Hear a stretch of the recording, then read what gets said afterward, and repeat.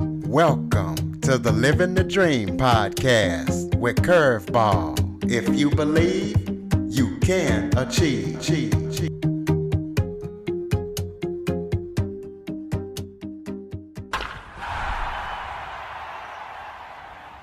Hello and welcome to another episode of Living the Dream with Curveball.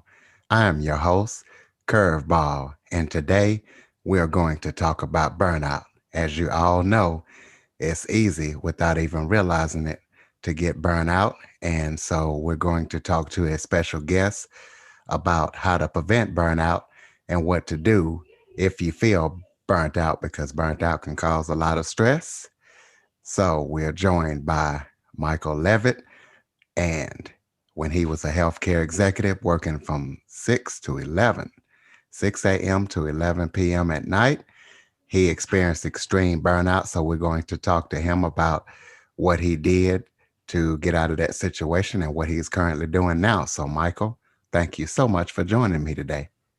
Great to be with you today. I'm looking forward to our conversation. Why don't you start off by kind of giving a little background about yourself, telling everybody who you are, maybe where you're from, or anything else that you would like the audience to know? Sure.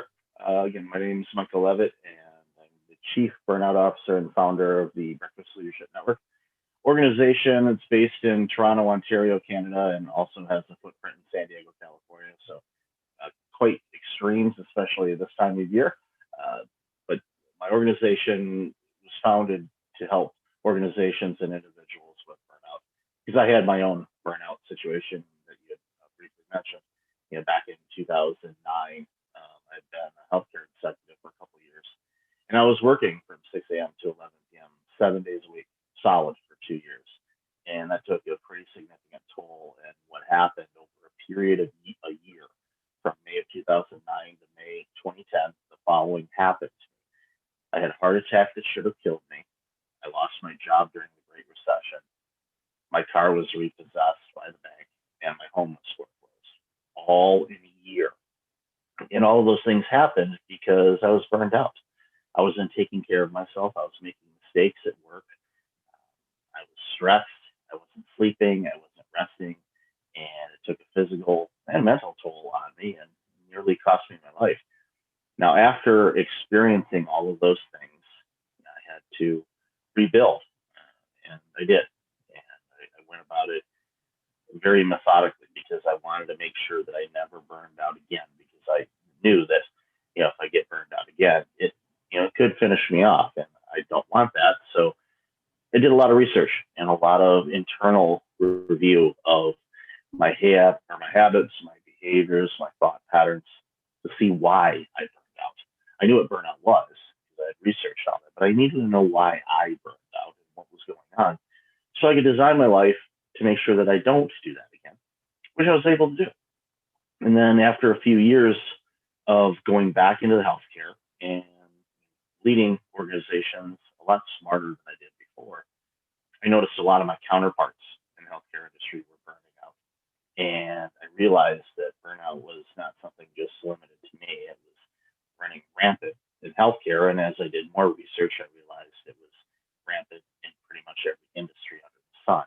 And I thought, okay, I need to do something about this. So I started writing about it, launched my own blog, wrote my first book, which chronicles my 369 days of worst case scenarios back in '09 and 2010, and just started working with organizations and speaking at conferences about burnout and how to prevent it and how to recover from it quicker than you may think you can.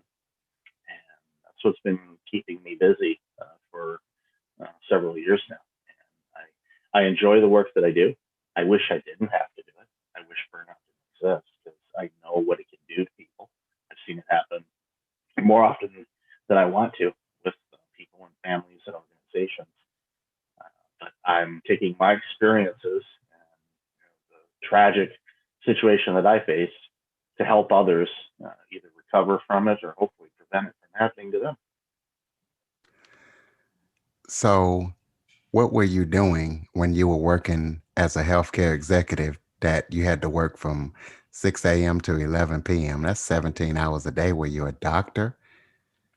No, I was a healthcare executive. So I was a CEO or an executive director for the healthcare organization, and I was responsible for recruiting staff, recruiting physicians, working with a very active board of directors and a very active community, and working in it was based in Windsor, Ontario. So our funding in Canada for healthcare is funded by the government instead of in the U.S. where it would be funded by insurance companies. And when it's government funded, they want to see certain metrics and they have a lot of reports and all of that. And it was a startup organization, so a lot of time and effort. If anybody that's ever worked in a startup knows there's a lot of hours, but the work never stopped. I was never able to segue from startup type of role into, okay, now things are moving along. I just kept working and working and constantly connected. And, this time, the smartphones and all that were just starting to come out. The iPhone, for example, was only out for a couple of years when all of this took place. So, but I had a BlackBerry. So it was, basically the same thing, constantly getting messages and having to deal with things. And I didn't establish boundaries around when I would work and when I wouldn't. So, that's one of the big reasons why I was working so many hours was I just didn't shut off of my work. And a big concern that I have today, especially with this pandemic and people working from home all the time, is many people are doing the same thing. They're working much longer hours than before the pandemic, and they're not shutting off from work. We've lost the visual cues of going to work and then going home. Well, for many of us, our work and our home are the same place. And we don't have boundaries around, okay, now I'm going to stop working now, shut down the laptop or turn off the computer, switch off any devices or apps that use work related things and focus on things you should do when you're not working. And unfortunately, a lot of people haven't established that boundary, and that's why we're seeing a lot of people burning out, even though th're home. And it's a big concern of mine because again, I know what burnout can do to people, and I want to help people avoid having their own worst case scenarios. So let's talk about your burnout. You said that after you burn out, you had to figure out why. So we know that your health burn out because of probably the stress of working and all that. But do you feel like it was your health first or it was your mental? Because obviously, you had to kind of recover from your heart attack. But which one do you feel like that made you realize, okay, I'm burnt out here. I need to kind of redo some things? Well, the heart attack was definitely the wake up call because when you're laying on a bed about ready to get some stents inserted in your left anterior descending artery, which has a nickname called the widowmaker, because usually if people have heart attacks and the blockages are in that artery, they don't tend to survive. So I'm very fortunate to be alive. And even my cardiologist that performed the procedure told me that. He said, "You don't know how lucky you are to be here right now." He was actually quite surprised that I was alive. And that was a wake up moment for me going, okay. And at first I thought, all right, what am I doing from an activity standpoint, from a nutrition standpoint? What am I doing? And I realized, okay, well, I can exercise more and I can eat better foods for me and all of that. That was, fairly quick to adjust. But the mental aspect of it was, the driving force because having to think that I had to work all those hours and try to be the best director I could be and meet all the demands of the role and not protect myself was stressing me out. So even though I was having the physical ailments of it, the mental aspect of stress and not being able to sleep well and all of that will contribute to the physical problems. So to answer your question, I would say the mental aspect of burnout is the first domino basically to really create a lot of problems for people, and the physical side of things can follow up afterwards because your body's too busy trying to deal with the stress. So let's talk about what your company is currently doing now and how you are helping people detect burnout and showing them how to get past it or revamp to where they are not experiencing it. One of the things that I've been doing over the last couple of years, and especially during 2020 during the pandemic, is speaking at a lot of conferences and with organizations about their teams and making sure that their organizations aren't contributing to employee burnout. And there's a lot of great organizations out there that are deeply concerned about the well-being of their employees because if they lose their employees, then they have to replace them. And hiring new employees during a pandemic is challenging. You don't get to you really get to know that employee because you don't see them very often. So it's a challenging situation for a lot of organizations to face that. But the key thing that I tell people, whether it's speaking at a conference or working with an organization to basically encourage their teams to establish some boundaries around when they work. The key thing is you have to get executive buy-in because your leaders, your presidents, your CEOs, your upper managers, your middle managers set the tone for how people work. And if your manager or your director or your executives are sending you emails at night and weekends, your employees think, oh, that's how we have to behave. And most organizations, quite frankly, don't need to send emails at night and on weekends. Not everything is an emergency, and I joke with people a lot, but unless outside of your building there's a sign that says emergency on it, then don't use the word emergency because that's reserved for the emergency department of hospitals. Urgent, yes, big priority, sure, but not emergency. And a lot of people automatically default to it's an emergency. Everything has to be done right now. And most things don't have to be that way if you plan accordingly and you have systems in place to catch some things. And a lot of organizations lack some of that because they don't take the time to communicate and plan out how things should roll out. And it's become apparent, especially over this last year, because a lot of those gaps in policies and procedures came to light when everybody was working outside of the office and not back in the cubicles or in their offices and office buildings because it really brought to light a lot of the shortcomings that some organizations were dealing with. So they've had to work through a lot of those things. But one of the things that we've seen over the last few months is a dramatic increase in mental health claims that are being filed with insurance companies. So a lot of organizations, quite frankly, are going to be looking at higher insurance premiums coming up because a lot of their employees have been going out on stress leave or medical leave due to stress and fatigue and all of that. And working in the healthcare sector, especially in the primary care or your doctor's office type of thing, the majority of visits, and even coughs and colds even, but the majority of visits that people have were stress related. There are over 24 chronic diseases that stress is a common element of it. The stress that people face created the scenarios for those people to come down with chronic diseases like diabetes or hypertension or a variety of other uh, challenges that people face. Stress is a component of those. So if you don't have stress in your life or reduce stress, that's going to help you fight off the chance of coming down with a chronic disease. And a lot of people don't realize that. But again, the majority of the visits that we saw in our clinics had stress as a component of it. And this was before the pandemic, because I left healthcare before this pandemic. I feel horrible for my former colleagues in the healthcare sector because they've had a rough go of it, as have anybody that has been in front lines or essential workers that have worked and put themselves at risk for all of us. While so many of us have been working remotely and working from home, a lot of people don't have that opportunity, and they're going out there every day risking their lives, quite frankly, and they should be supported and commended and compensated quite well because they are risking their lives. Absolutely. You definitely got to keep that stress level down. So let's break it down here. Let's start with the managers, CEOs, the decision makers in a company.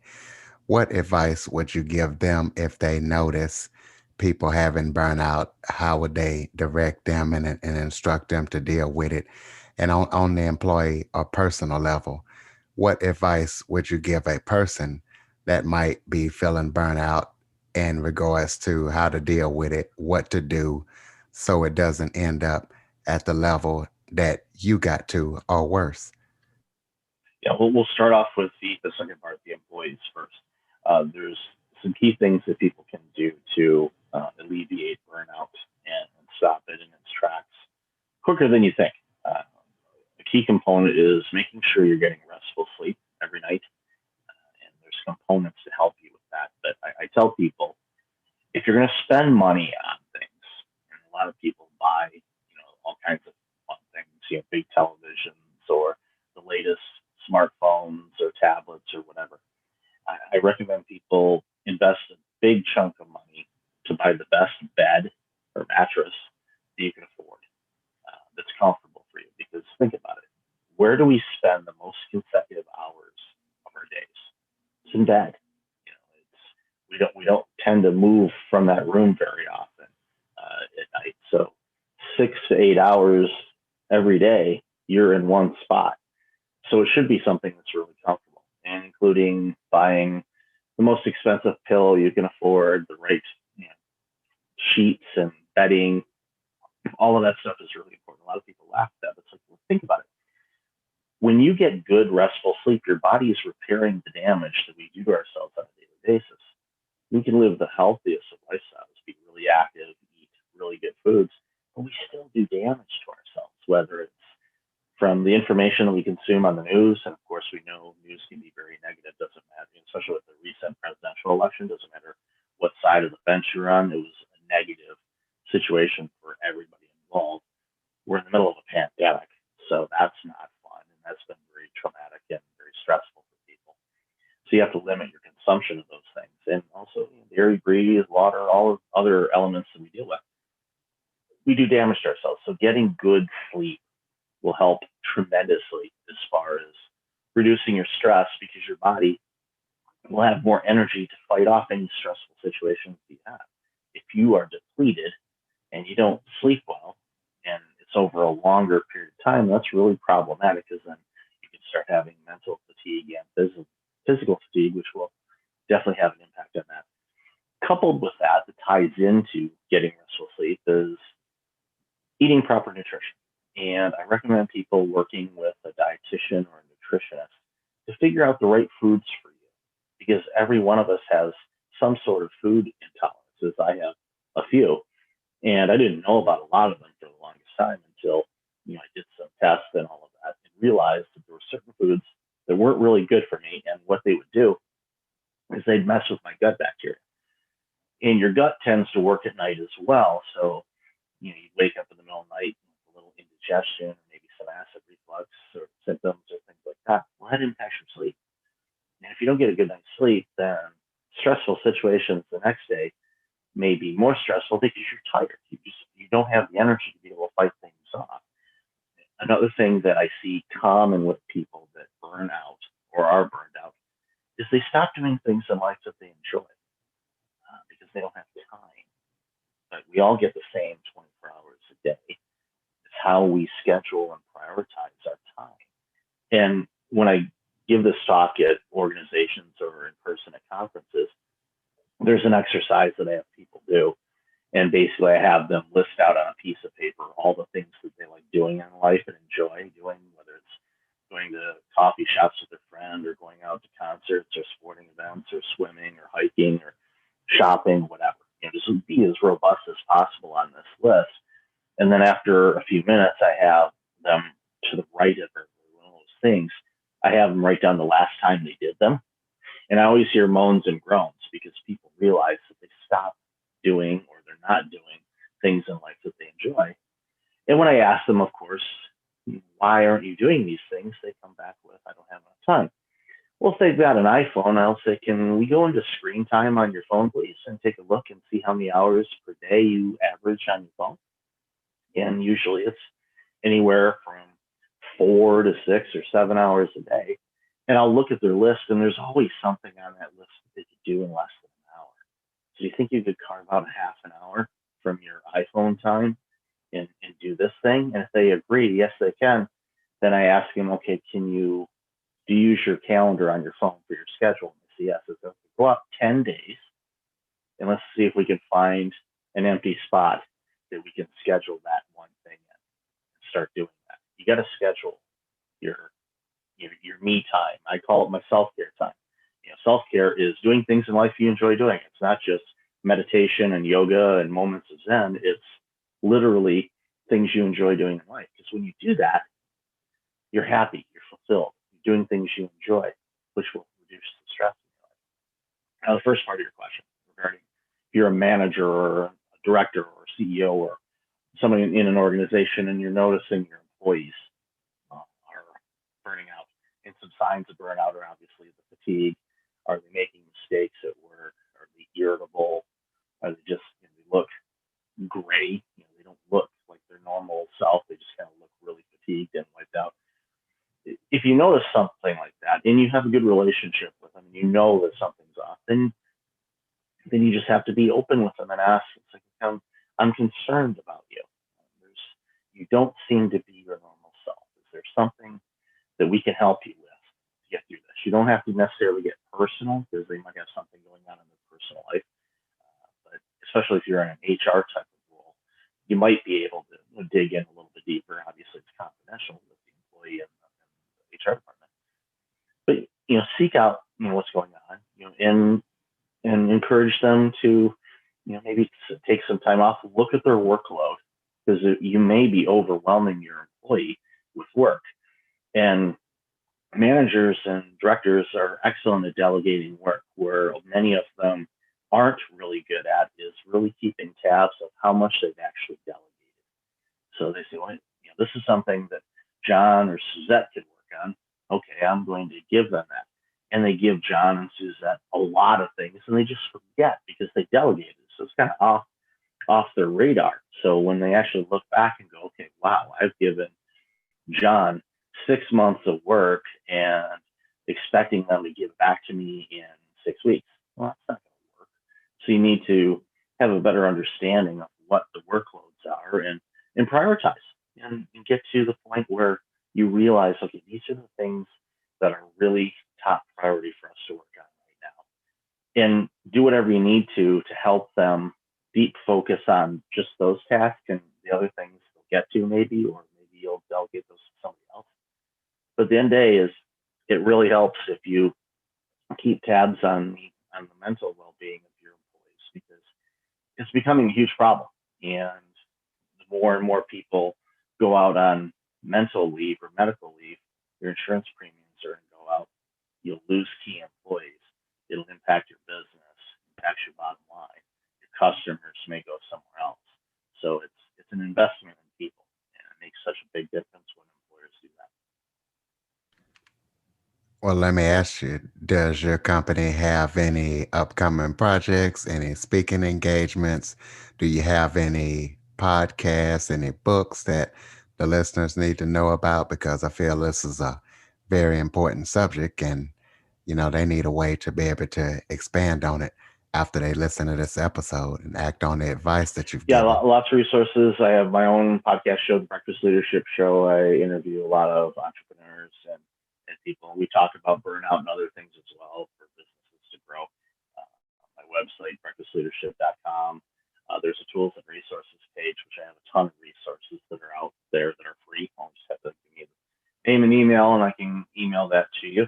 I've got several books. I have a brand new book that just came out, and it's available on Amazon. It's called Burnout Proof, and it gives you steps on how to live a life that can be free from burnout. And it was the majority of the steps that I used to change my life. And let me caution people: if you're burned out, you most likely will not have to completely change your life. In my situation, I had to, because the way I was living was not good.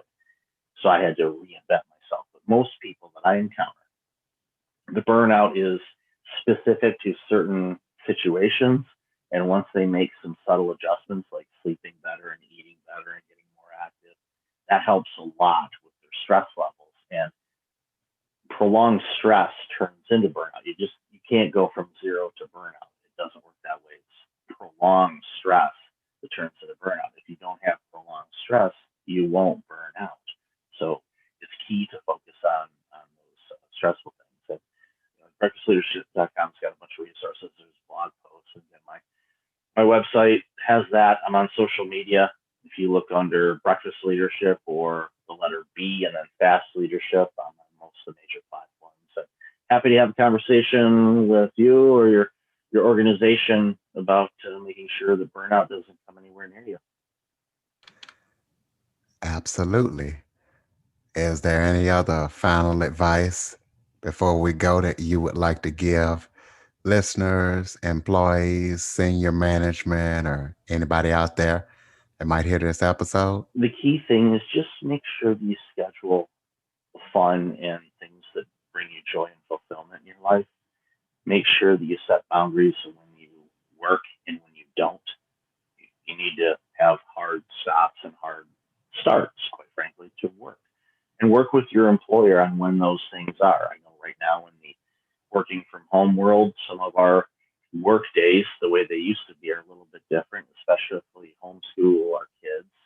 There's other factors as well.